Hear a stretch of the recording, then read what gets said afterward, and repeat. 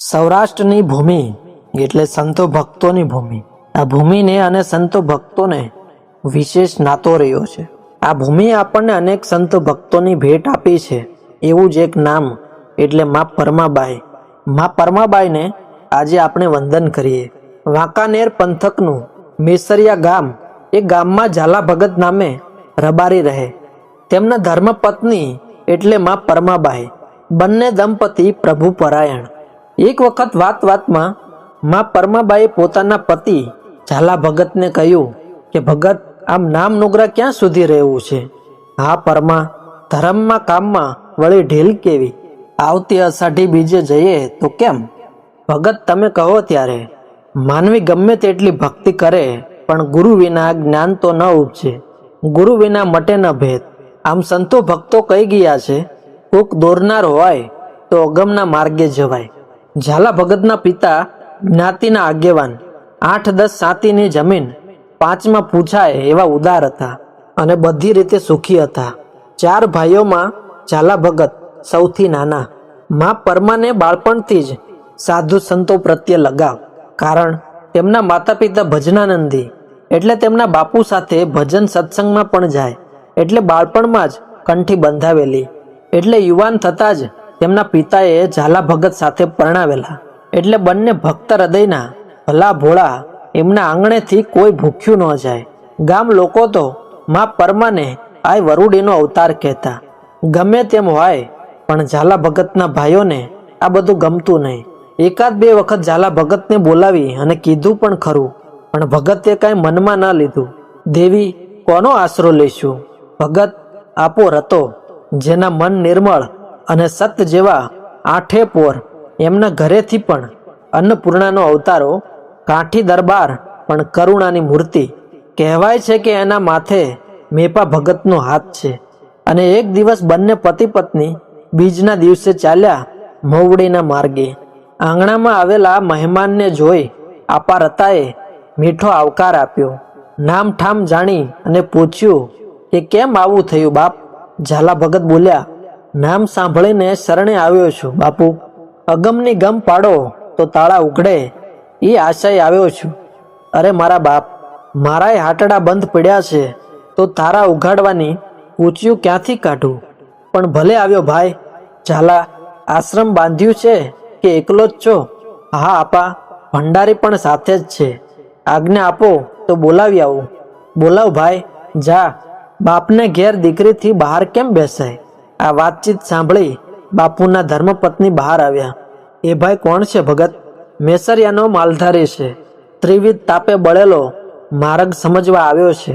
કોઈક પૂર્વજન્મનો સંસ્કારી આત્મા હશે, નહીતર આટલી ઉંમરે સૂજે નહીં। એની ધર્મપત્ની પણ સાથે જ છે। સારું ભગત, આ અવતાર વારંવાર થોડો આવવાનો છે, એનો ભાવ સુધરશે। મા પરમાં આવ્યા, આપાને સીતારામ કર્યા। આવ દીકરી, ઘરમાં જાવ બાપ, તારા માં અંદર ઓરડામાં છે। મા પરમાં ઘરમાં જતા જ કામે વળગ્યા। રહેવા દે દીકરી, અજાણ્યા ઘરમાં કામની આવતા વેત કાંઈ ગતાગમ ન પડે, મા બોલ્યા। માં, અજાણ્યું ક્યાં છે? આ તો મારું ઘર, ઘર માનીને આવી છું। ફેરો સુધારો એટલે બસ। ફેરો તો મારો રામ સુધારશે બાપ, અમે તમારા જેવા માનવી છીએ બાપ। પણ માં, માનવી ફેર છે ને? જેના ભજન સાંભળવા કેસરીસિંહ આવીને બેસી જાય, જાદરા જેવાને જોગંદર બનાવે, અમારા જેવા ભૂલ્યા ભટક્યાને માર્ગ દેખાડો અને જન્મ મરણના ફેરા ટાળો। તારું નામ શું બાપા? મારું નામ પરમા। માં કહે, બેટા પરમા, જન્મ મરણના ફેરા મટાડવાની પીરાય તો અમારામાં નથી। આવ્યા ગયા અભ્યાગતને વધાવીએ છીએ, આશરાનો ધર્મ નિભાવીએ છીએ, એ તને બતાવીશ। આજે અષાઢી બીજ હોવાથી થાન વગેરે ઠેકાણેથી ગેબીના ભોંયરાથી સંતો ભક્તો પધાર્યા છે। તેમની સામે જ ઝાલા ભગત અને મા પરમાને કંઠી બાંધી માથે હાથ મૂક્યા। સાથે સાથે દર બીજના દિવસે સત્સંગમાં આવવાના નિયમ લેવડાવ્યા। ગુરુ ધારણ કર્યા પછી બંને પતિ પત્ની દર બીજના દિવસે મોલડી જાય, આખી રાત ભજન સત્સંગમાં વિતાવે। ગામના હરિશંકર મહારાજ નામે બ્રાહ્મણને પણ હરિભજવાની હામ લાગી। તે પણ ઝાલા ભગત અને મા પરમા સાથે દર બીજના દિવસે મોલડી સાથે જાય. આમ સમય વીતતો જાય છે. 2-3 વર્ષો વીતી ગયા અને નાતમાં વગોણા ચાલુ થયા. એકવાર કોઈ ઝાલા ભગતના ભાઈને મેણું માર્યું અને હાડોહાડ લાગી ગયું. ઘેર આવી ભાઈઓને ભેગા કરી અને બધી વાત કરી. ત્રણેય ભાઈઓએ મા પરમા અને ઝાલા ભગતને મોલડી જવાની મનાઈ ફરમાવી કે જીવતા રહેવું હોય તો મોલડીના માર્ગે હવે ન જાતા. બીજ આવી અને બંને પતિ પત્ની મોલડી જાય છે. ભજન સત્સંગ પૂરા થયા એટલે ઝાલા ભગતે ઘેર જવાની રજા માગી, પણ આજે ગુરુએ જવાની ના પાડી. ઝાલા ભગત રાત રોકાયા પણ ઊંઘ આવતી નથી. અંધારે અંધારે બહાર આવ્યા. આ ટાણે આપા રતા ઘીનો દીવો પ્રગટાવી ઠાકર મંદિરમાં માળા કરતા હતા. ઝાલા ભગત ધીમા પગલે ત્યાં ગયા તો આપા બોલ્યા, આવ બાપ આવ, ઊંઘ નથી આવતી? જો ઠાકર કેવા રૂડા છે. ઝાલા ભગત આવતી મુસીબતને પહોંચી વળવા કાલે તૈયાર રહેજે. ઠાકરના ચાકરે ઠાકરની મરજી પ્રમાણે વર્તવું બાપ. ઝાલા ભગત મૂંગા મૂંગા માળા લઈને બેસી ગયા. ગુરુના શબ્દોએ એણે બેચેન બનાવી દીધો. પ્રાગડના પોરે બંને પતિ પત્ની મેસરિયાના પંથે પડ્યા. થોડું થોડું અજવાળું થયું હશે ને વોંકળાના કાંઠે પહોંચ્યા અને આગે ગીધડા ઉઠતા જોયા ને ઝાલા ભગતના પગ થંભી ગયા. મા પરમાને કીધું કે ઘડીક વાર ઊભા રહો, હું ત્યાં જઈને જોઈ આવું. મા પરમાએ કીધું કે ભગત હું આવું છું. બંને ત્યાં ગયા તો એક શબને ગીધડા ફોલી ખાતા હતા. બાજુમાં ભાંગેલી લાકડી, દોરી, લોટો અને પાઘડી પડી હતી. ઝાલા ભગત ઓળખી ગયા, આ તો હરિશંકર મહારાજ. અરે રે, કોણે આવો કાળો કામો કર્યો? રાખના છોકરાને રજળાવ્યા. મા પરમા લાકડા વીણવા લાગ્યા. ઝાલા ભગત થોડે દૂર માલધારીની પાસે પૂછ્યું કે કોણે આ કાળો કામો કર્યો? જવાબ મળ્યો કે તારા ભાઈઓ તને મારવા આવ્યા હતા. વચ્ચે આ મહારાજ આવી ગયા. અમે દોડ્યા ત્યાં તો મહારાજનું પ્રાણ પંખીરું ઉડી ગયું. કાલે સાંજ સુધીમાં આવ્યો હોત તો તારી અને પરમાની આ જ દશા હતી. ગોવાળિયા સાથે આવી ઝાલા ભગતે હરિશંકર મહારાજની કાયાને દેન દીધો અને મા પરમાને બધી વાત કરી. તેથી મોલડીના માર્ગેથી ઝાલા ભગત કે મા પરમાને જોયા નહીં, પણ હરિશંકર મહારાજ એકલાને આવતા જોયા અને કીધું કે મહારાજ એકલા કેમ? ઝાલા ભગત ક્યાં છે? મહારાજ કાંઈ સમજે એ પહેલાં તો ત્રણેય લાકડીઓ લઈને તૂટી પડ્યા કે આ પણ બગાડવામાં ભેળો છે અને બ્રાહ્મણ દેવતાને લાકડીઓના પ્રહાર કર્યા અને ત્યાં જ પ્રાણ પંખેરું ઉડી ગયું. બંને ઘેર આવ્યા. ઢોલીને બોલાવી મા પરમાએ તરઘાળો ટીપાવી તમામ માલ લૂંટાવી દીધો. દેવી આ શું કરો છો? ભગત બોલ્યા. મા પરમા બોલ્યા, ભગત આપણા માટે બ્રાહ્મણનો જીવ ગયો. આ અભાગી કાયાના મોહ ક્યાં સુધી રાખવા છે?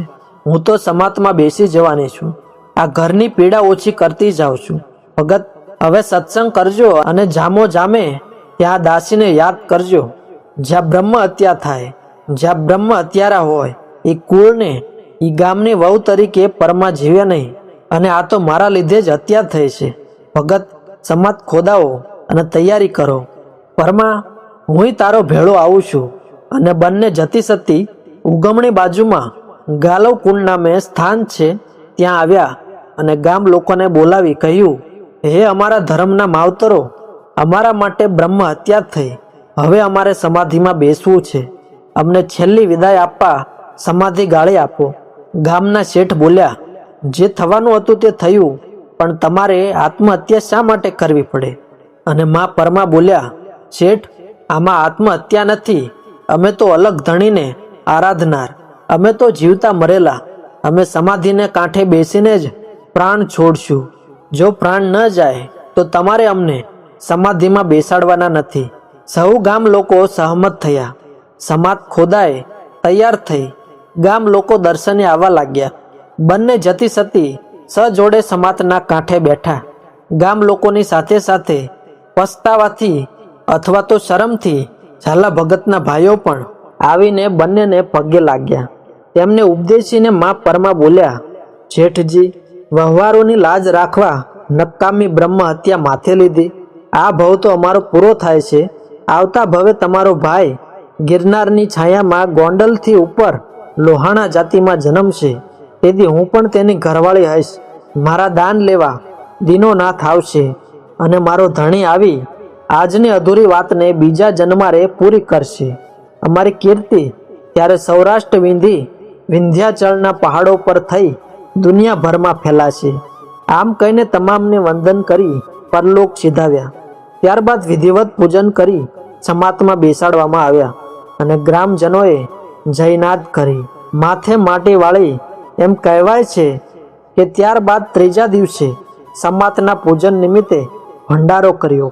એ સમાધિ સ્થાનને આજે પણ શ્રદ્ધાપૂર્વક બધા પૂજે છે. સંતો ભક્તો કહે છે કે ઝાલા ભગત અને મા પરમાબાઈના વચન સાચા પડ્યા. તેમનો બીજો અવતાર વીરપુરમાં જલારામ વીરબાઈમાં તરીકે થયો અને ભગવાન એમને માગવા આવ્યા. જલારામ બાપાએ એમને દાનમાં આપ્યા. મા પરમાબાઈ અને ઝાલા ભગતને આજે આપણે ભાવથી વંદન કરીએ.